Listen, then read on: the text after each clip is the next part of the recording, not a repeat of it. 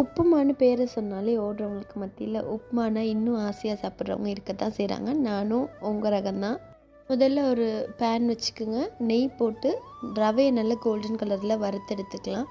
அதுக்கப்புறமா மறுபடியும் நெய் கொஞ்சம் போட்டு கடலைப்பருப்பு, கடுகு சேர்த்து கொஞ்சமாக பொரிஞ்சதும் கருவேப்பிலை, காஞ்ச மிளகாய், வெங்காயம் சேர்த்து நல்லா வதக்கிடலாம்.